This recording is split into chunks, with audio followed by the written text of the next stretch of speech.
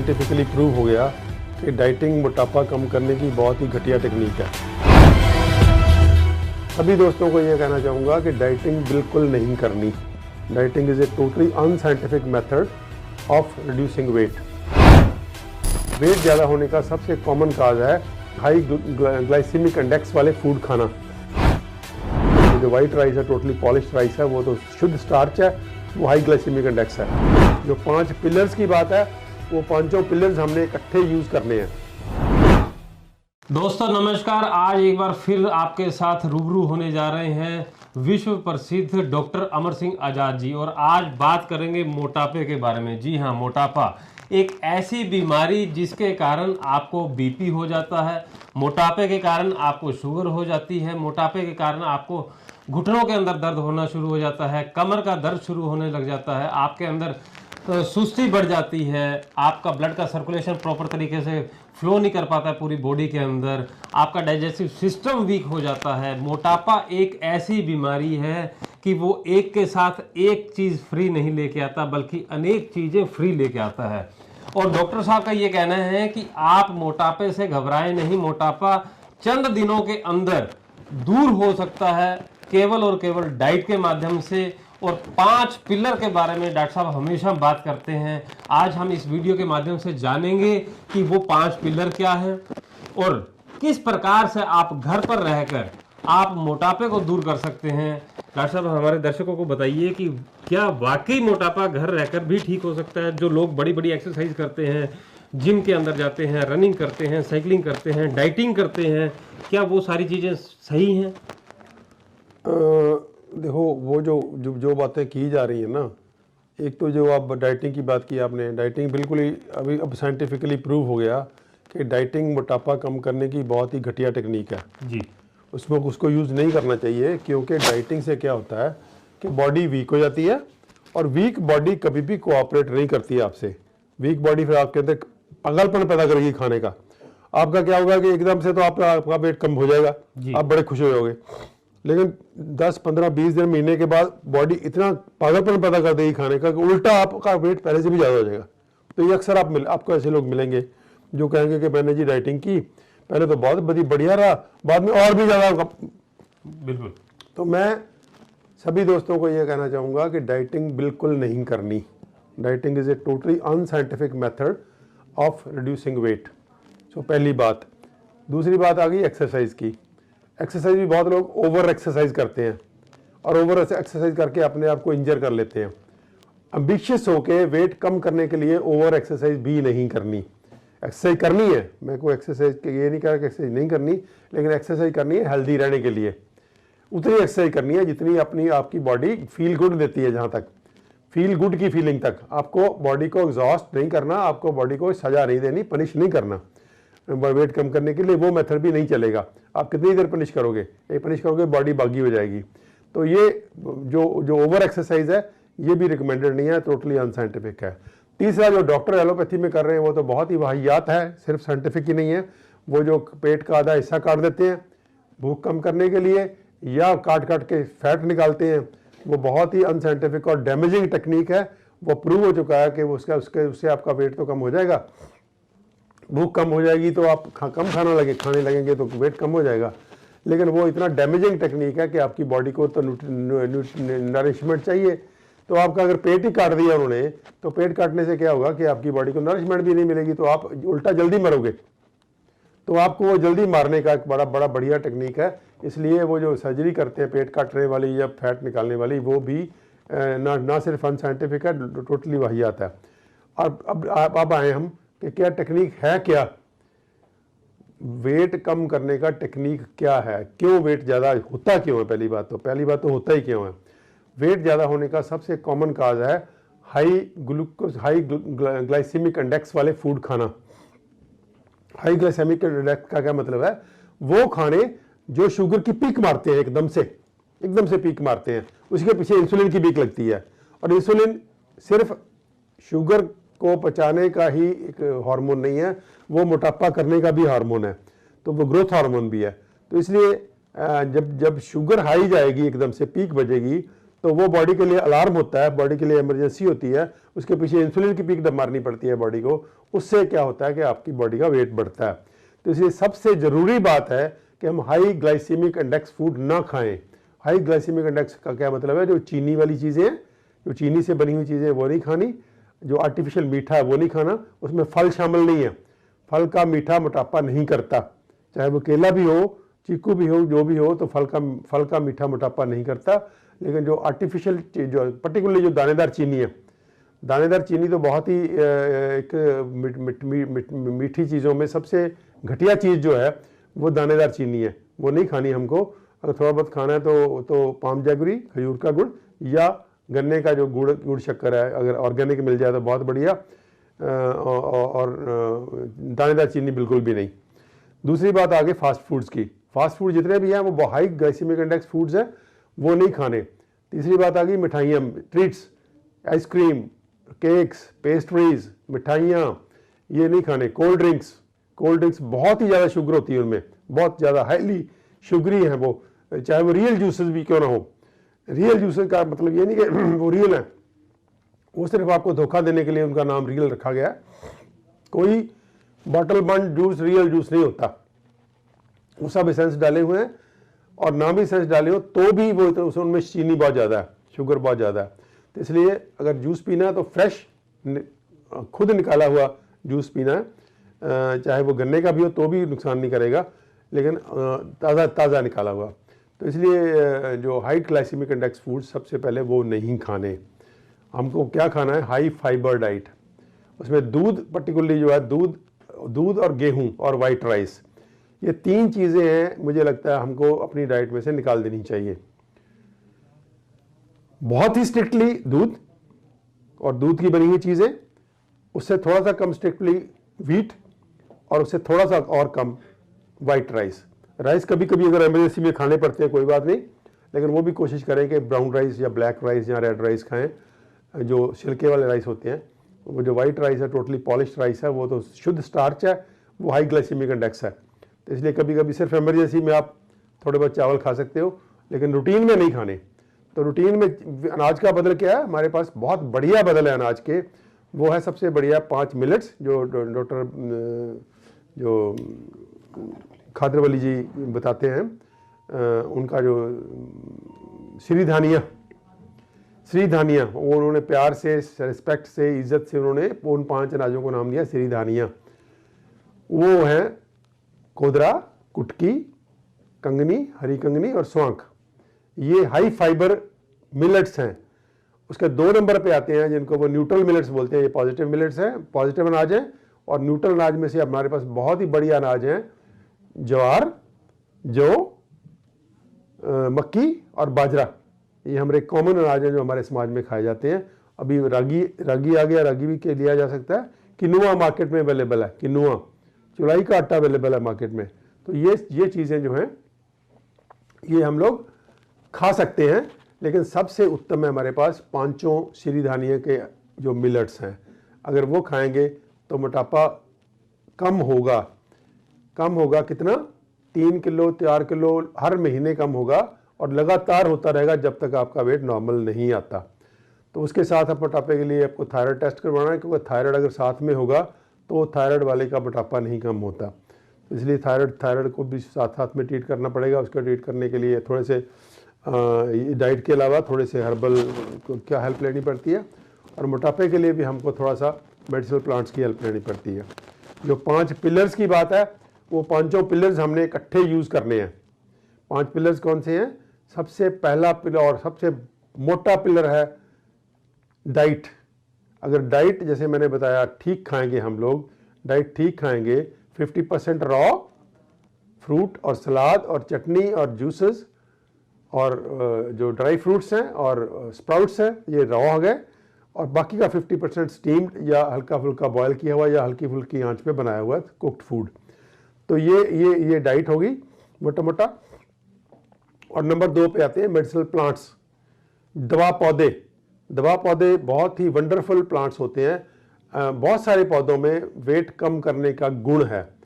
जैसे मान लीजिए हल्दी है, जीरा है, अजवाइन है, पीपल है, हरसिंगार है, पनीर डोडी है, बहुत सारे ऐसे मेडिसिनल प्लांट्स हैं जो वेट कम करते हैं। तो उनको कैसे ले सकते हैं हम लोग, काढ़े की शक्ल में या मेडिसिनल वाटर की तरह। मेडिसिनल वाटर और काढ़े में क्या फ़र्क है, मेडिसिनल वाटर हम रात को बना के रखते हैं, जैसे मेथी पानी है। हम मेथी को कैसे यूज़ करना है कि रात को गरम पानी के गिलास में मेथी का एक चम्मच डाल के रख दीजिए और सुबह वो तैयार मिलेगा आपको, वो आपका मेडिसिनल वाटर बन गया। त्रिफला इसी तरह त्रिफले का चम्मच डाल दीजिए गर्म पानी में, सुबह उठ के उसका पानी पी लीजिए। इसी तरह जीरे का पानी पी सकते हैं, अजवाइन का पानी पी सकते हैं, सौंफ का पानी पी सकते हैं, गिलोय का पानी पी सकते हैं। तो ये मेडिसिनल वाटर्स हैं।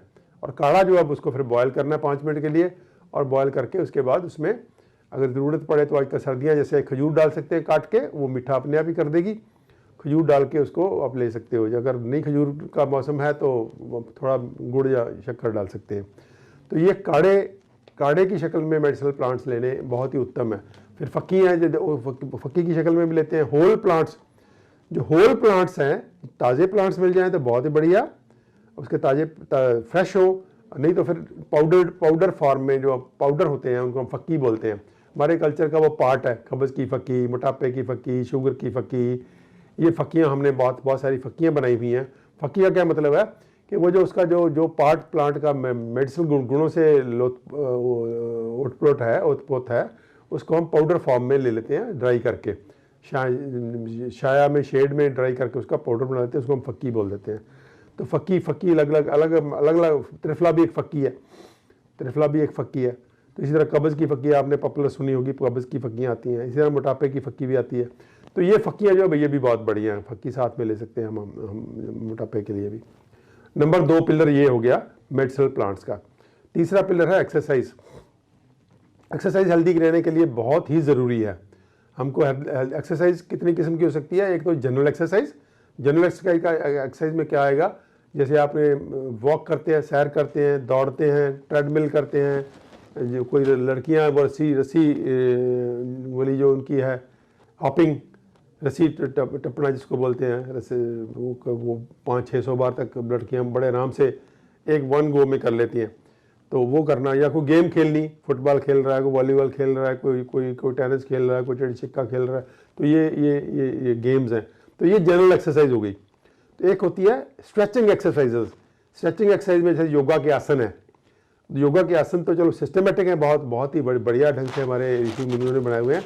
अगर जिसको योगा नहीं भी आता तो वो स्ट्रेचिंग एक्सरसाइज हम अक्सर स्कूल में करते हैं, पीटी एक्सरसाइज जिसको बोलते हैं हम लोग।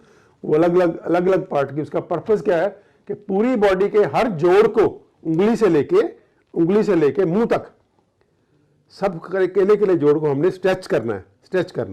और स्ट्रेचिंग का जनरल प्रिंसिपल हमने रखना है कि 10-15 बार नॉर्मल स्पीड में, फिर 5 बार थोड़ा सा स्लो, फिर लास्ट में उसको स्ट्रेच करके रोक लेना है। या पीछे किया तो ऐसे इसको रोक के रखना है। तो इनका अलग अलग इफेक्ट होगा। तो स्ट्रेचिंग एक्सरसाइजेस। और तीसरी होती है लोकलाइज्ड एक्सरसाइज। लोकलाइज्ड एक्सरसाइज, मान लीजिए आपकी आंखें कमज़ोर है तो आंखों की एक्सरसाइज है। आपको मुंह की कोई तकलीफ है तो योगा का माउथ योगा है। आपको पीठ की तकलीफ है तो पीठ की एक्सरसाइजेज है। आपको टांग की कोई प्रॉब्लम है टांग की, तो वो लोकलाइज्ड एक्सरसाइज। तो 3 किस्म की एक्सरसाइज होगी, जनरलाइज्ड एक्सरसाइज, स्ट्रेचिंग एक्सरसाइजेस और लोकलाइज्ड एक्सरसाइजेस। तो ये तीनों को आपको अलग अलग अपनी बॉडी की नीड के हिसाब से, एक्सरसाइज इज मस्ट। एक्सरसाइज के बिना कोई व्यक्ति हेल्दी नहीं रह सकता आज के ज़माने में। तो एक्सरसाइज, क्योंकि आज और फिजिकल वर्क है नहीं कोई भी। पुराने ज़माने में तो नेचुरल फिजिकल वर्क इतना ज़्यादा था, जैसे कोई चक्की चला रहा है, कोई पानी का पंप ले रहा है, कोई सर पे बोझा उठा रहा है, कोई चारा ढो रहा है, कोई पानी ढो रहा है, तो वो अपने आप में अक्सर ये लोगों ने कैलकुलेट किया कि जो पुरातन आज से 50 साल पहले जो कोई व्यक्ति था वो 18-20 किलोमीटर तो नॉर्मली वॉक करता था। और आज के ज़माने में 1 किलोमीटर वॉक करके भी अपने आप को बहुत समझते हैं कि हमने बड़ा अचीवमेंट कर ली। तो 18 किलोमीटर वॉकिंग थी उसकी। बाकी जो गेम्स थी बच्चों की, वो भी आपको जो बुजुर्ग लोग हैं उनको उनसे पूछ के देखिए, वो सारी की सारी गेम्स ऐसी थी, बहुत भागने दौड़ने वाली। तो ये फिजिकल एक्सरसाइज तीसरा पिलर है। क्या आप cancer, kidney fail, liver fail, heart problem या अन्य किसी गंभीर बीमारी से परेशान हैं और आपको डॉक्टर ने लिवर या किडनी ट्रांसप्लांट या फिर कैंसर के लिए कीमोथेरेपी और अन्य किसी ऑपरेशन के लिए बोल दिया है, तो रुकिए। हिम्स हॉस्पिटल में Ayurveda, naturopathy, panchakarma, diet and lifestyle management और एलोपैथी की मदद से हर लाइलाज रोग का इलाज किया जाता है। यहाँ 60 से 70% लोगों का डायलिसिस बंद हो जाता है और जिनका डायलिसिस शुरू होना होता है उनको डायलिसिस करवाने की जरूरत ही नहीं पड़ती। हिम्स में स्टेज 4 कैंसर के कई पेशेंट्स को नई जिंदगी मिली है। अगर आप हिम्स हॉस्पिटल में एडमिशन लेना चाहते हैं, जो अब पूरे देश में कई स्थानों पर खुल चुका है, या घर बैठे हिम्स की सुविधा हिम्स एट होम का लाभ उठाना चाहते हैं, तो स्क्रीन पर दिए गए नंबर 8270482704 पर कॉल करें। धन्यवाद। चौथा पिलर है माइंड मैनेजमेंट।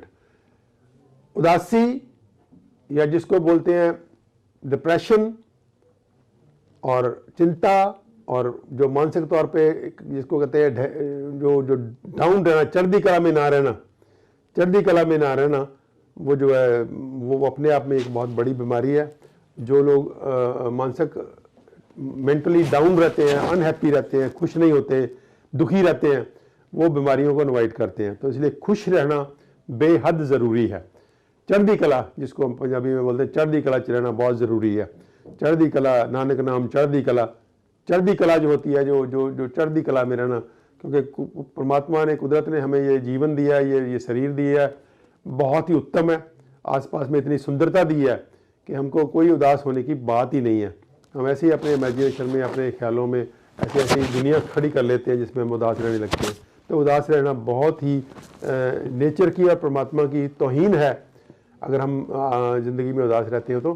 क्योंकि उदासी क्यों रखनी, जिस परमात्मा ने इतना कुछ दिया है उसको तो हमेशा धन्यवाद की स्थिति में हमको रहना चाहिए। थैंकफुलनेस, अगर थैंकफुलनेस में रहेंगे हम तो कभी बीमार नहीं होंगे। अगर कभी आप बिल्कुल ही हर वक्त यही कहते रहते हैं कि हमको कम मिला है और चाहिए, तो वो बीमारी इन्वाइट करेंगे।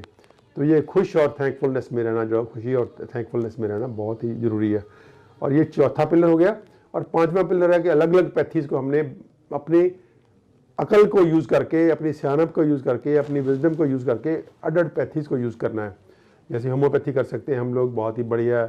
आयुर्वेद कर सकते हैं, एक्यूप्रेशर कर सकते हैं, योगा को कर सकते हैं, नेचुरोपैथी को कर सकते हैं। ये बहुत ही उत्तम थेरेपीज़, पैथीज़ हैं। और लास्ट में अगर आपको लगता है कि आपको एलोपैथी भी यूज़ करनी है तो उसमें भी कोई दिक्कत नहीं है। एलोपैथी भी बहुत बढ़िया, इसमें बहुत सारी साइंसेस में इतनी बढ़िया चीज़ें हैं कि आप एलोपैथी को यूज़ कीजिए, लेकिन अपनी पूरी विवेक, अपना पूरी दिमाग यूज़ करके और आसपास में पूरा डिस्कस करके। क्योंकि एलोपैथी में व्यापार इतना ज़्यादा हो गया है कि उसमें धोखाधड़ी बहुत है। और बिना मतलब के आपको दवाइयाँ खिलाई जाएंगी, या बिना मतलब के टेस्ट किए जाएंगे, या बिना मतलब के सर्जरी की जाएगी, इसका खतरा बना रहता है। तो इसलिए जब भी आप एलोपैथी का यूज़ करें ज़रूर, जहाँ भी ज़रूरत पड़ती है, लेकिन बहुत ही सियानत से, बहुत ही सूझ से, बहुत आसपास में डिस्कस करके, एक से ज़्यादा राय लेके। तो ये पूरे के पूरे 5 पिलर्स हैं जिनको यूज़ करके हम सब बीमारियों का इलाज कर सकते हैं। और मोटापे का इलाज 100% है, इसमें कोई किसी को डाउट नहीं होना चाहिए। अगर आपको कोई दिक्कत है, या आपको लगता है कि वीडियो सुन के भी हमें बात नहीं बनी, तो आप हमें पर्सनली कॉन्टैक्ट कर सकते हैं। हम पर्सनली हिम्स हॉस्पिटल के नाम से पटियाला में भी सेंटर है और यहाँ डेराबस्सी में भी है। पटियाला के सेंटर में मैं पर्सनली होता हूँ 5 दिन के लिए और 6ठे दिन यहाँ होता हूँ डेराबस्सी में, सैटरडे शनिवार को। बाकी हमारे आचार्य मनीष जी हैं, डॉक्टर अवधेश पांडे हैं, जो डॉक्टर बिशुभराज चौधरी हैं, वो भी आते रहते हैं यहाँ, आप उनको भी मिल सकते हो। और आपको अगर बहुत सीरियस कोई बीमारी है तो हिम्स हॉस्पिटल में हम दाखिल भी करते हैं। इसमें सभी के सभी ये 5 पिलर्स हम यूज़ करते हैं। इन 5 पिलर को यूज़ करके हम आपको बिल्कुल तंदुरुस्त करने की क्षमता रखते हैं। आप हम पे पूरा विश्वास कीजिए, पूरा कॉन्फिडेंस रखिए, और आपको अगर कुछ चीज़ सीखनी है तो हम आपको सिखाने के लिए हमेशा तत्पर हैं। मुझे लगता है ये वाइटनेस वाली चक्कर में नहीं उलझना चाहिए। क्योंकि चक्कर पता क्या है, अब मिलेट, अब हम बनाते हैं नट्स मिल्क, वो भी तो वाइट है जी। नट्स मिल्क बनाएंगे, वो भी तो वाइट है ना। जी, जी। तो इसलिए वाइट नारियल गिरी भी वाइट है जी। तो ये वाइटनेस का सवाल नहीं है, सवाल है वाइट जो रिफाइंड वाइट है। रिफाइंड वाइट, जैसे चीनी है वो रिफाइंड है जी। नमक है जो मार्केट में अवेलेबल है वो रिफाइंड है जी। ठीक है। इसी तरह दूध जो है दूध तो वैसे ही बॉडी के लिए कोई जो गाय भैंस का दूध है वो बॉडी के लिए वैसे ही कोई बहुत ज़्यादा बढ़िया खुराक नहीं है, बॉडी उसके बिना बहुत अच्छी खुश रहती है। लेकिन अगर आपको यूज़ करना ही हो तो फिर दही वाली चीज़ें जो उसको जमा करके दही वाली चीज़ों का इस्तेमाल मच बेटर है एज़ कम्पेयर टू मिल्क। तो दूध से 4 चीज़ें बनती हैं, दूध से दूध वाली चाय, मिठाइयाँ और पनीर, ये बिल्कुल नहीं खाना अगर आपको हेल्दी रहना तो, या फिर बहुत हेल्दी व्यक्ति है तो कम से बहुत ही कम खाए कभी कभी। और जो बीमार व्यक्ति कभी बिल्कुल ना खाए, बीमार व्यक्ति को हम बिल्कुल मना करते हैं आप दूध वाली चाय, मिठाइयाँ और पनीर मत खाइए। लेकिन जो थोड़ा सा कम बीमार है या हेल्दी है उसको हम कहते हैं कि आपको अगर बहुत ज़्यादा क्रेज़ है, ज़रूरत नहीं है उसकी भी ज़रूरत नहीं है, लेकिन अगर आप बहुत क्रेजी हो दूध वाले प्रोडक्ट्स के लिए तो दही, लस्सी, मक्खन या उसके बना हुआ दही से बनी हुई चीज़ें, वो क्लासिकल ढंग से, पुराने ढंग से, पहले दही जमाना है, फिर उसकी लस्सी बनानी है, उसके फिर उससे मक्खन निकालना है, मक्खन से घी बनाना है। तो ये जो क्लासिकल चीज़ें हैं वो रिलेटिवली कम नुकसान करती हैं। एक बात जो मैं भूल गया का बतानी कि जो जिम जाते हैं लोग, उनको जिम डाइट बिल्कुल नहीं लेनी। जिम डाइट में इतने ज़्यादा व्यापार है कि वो इतने अनसाइंटिफिक और इतने हार्मफुल प्रोडक्ट्स हैं उनके, और इतनी बड़ी इंडस्ट्री हो गई वो जोर जबरदस्ती वो जिम वाले बच्चों के ऊपर ठूसते हैं, उनको ये कह आपके मसल्स बन जाएंगे, और जिम डाइट खिलाते हैं। और जिम वाले इतना डैमेज कर रहे हैं अपनी बॉडी को, और ग्रॉसली डैमेज करते हैं। बहुत सारे बच्चे यंग डेथ्स हो रही हैं, और बहुत सारे बच्चों का जो बॉडी अब फीमेल लाइक हो जाती है लड़कों की, और उसमें इम्यून ब्रेस्ट डेवलपमेंट आने लगती है, उसमें दूध निकलने लगता है, यहाँ तक हमने हार्मोन डिस्टर्ब होते देखे हैं उनके, और किडनीज खराब होने लगती हैं। तो ये जिम डाइट को टच नहीं करना। और दूसरी बात, एक्सेसिव प्रोटीन्स, दर्जन अंडे खा रहे लोग, दूध पी रहे किलो के हिसाब से, ये बहुत ही वाहियात और रॉन्ग एडवाइस है, इसको नहीं फॉलो करना। हमको प्रोटीन्स नेचुरल बैलेंस जितने हमारी नॉर्मल डाइट में होते हैं उतने ही चाहिए। जो लोग एक्सेसिव प्रोटीन्स लेते हैं वो अपने आप को पॉजिटिवली हार्म कर रहे हैं, और जिम डाइट में बहुत ही खतरनाक और अनसाइंटिफिक ही नहीं, खतरनाक डाइट है, इसलिए जिम डाइट तो बिल्कुल भी नहीं खानी और एक्सेसिव प्रोटीन्स भी नहीं खाने। लेकिन डॉक्टर साहब, जैसे आपने अभी बताया कि दूध आपकी बॉडी के लिए नुकसानदायक है, गाय का है ये भैंस का, दोनों ही चीज़ें नुकसानदायक है। लेकिन अगर हम घर पे जाके ये बात करते हैं कि पिताजी से बात करते हैं तो वो कहते हैं आपके दादा हमेशा पीते रहे, हमारे परदादा पीते रहे, हम पीते रहे, तो जब तक आप दूध नहीं पियोगे तो कई लोगों की धारणाएं हैं कि आपका सवेरे पेट ही नहीं साफ होना। तो ये चीज़ को कैसे, इस मत को कैसे हम दूर कर सकते हैं जो ये मिथ बना हुआ? देखिए जब दूध की हम बात कर रहे हैं, ना तो पुरातन मनुष्य है वो, ना वो दूध है, ना वो मनुष्य है, दोनों बदल गए हैं। मनुष्य भी बदल गया क्योंकि वो मनुष्य तो बहुत हार्ड वर्किंग था, वो सब कुछ हजम कर लेता था। उसकी जब मैंने जैसे बात की कि 18 किलोमीटर 20 किलोमीटर तो उसकी वॉक थी जी। उसके अलावा फिजिकल वर्क था, उसके अलावा बहुत सारी ऐसी एक्टिविटी थी जो घर में वो करते थे। इतना ज़्यादा, मान लीजिए जैसे वो लोग हंसते थे खिलखिला के और किलकारियाँ मारते थे, वो अपने आप में एक्सरसाइज थी जी। जैसे बच्चे खेलते थे, बच्चों की जो गेम्स थी पुरानी, वो इतनी हार्ड थी वो कि हम जैसे मुझे याद है अपने बचपन में हम खेलते दरख्त पे दौड़ करके दरख्त पे चढ़ जाते थे, फिर नीचे उतरते थे और ऐसे चढ़ जाते थे जैसे कोई बंदर चढ़ता हो जी। तो ये वो वाला मनुष्य अब नहीं है, हमको ये याद रखना चाहिए। और ना वो दूध है, क्योंकि वो दूध बिल्कुल नेचुरल था। वो गाय भैंस बाहर जंगल में चरने जाती थी और बाहर से वो 100 किस्म के पौधे जो मेडिसिनल प्लांट से गुणों से उत्पन्न थे वो खाती थी, और उनका सबका सेंस जो था वो उसके दूध में आता था। और लेकिन आज का जो गाय भैंस है वो क्या खाता है, वो खुली दौड़ती फिरती थी। आज की गाय भैंस वो 24 घंटे एक जगह बंधी रहती है। एक बात, वो इतनी स्ट्रेस में है, वो ना तो हम खोलते हैं उसको। और दूसरी बात, वो जो खाती है क्या है, वो एक डाइट है जिसको फीड बोलते हैं। वो फीड इतनी खतरनाक है कि उसमें भांत के केमिकल्स डाले हुए हैं। वो स्टोर में जितनी ज़्यादा रिजेक्टेड जो गंदा गल सड़ जाता है अनाज, वो ला जाके एनिमल फीड में डाल देते हैं और फिर उसको खिलाते हैं। तो ये पूरे का उसमें इतने पेस्टिसाइड हैं, इतना कुछ उसमें जहर है उसमें। तो ये, और मार्केट में जो दूध मिल रहा है, ये सर्वेज ने बताया कि 25% दूध हर वक्त पूरा साल 1/4 मिल्क जो है वो नकली होता है।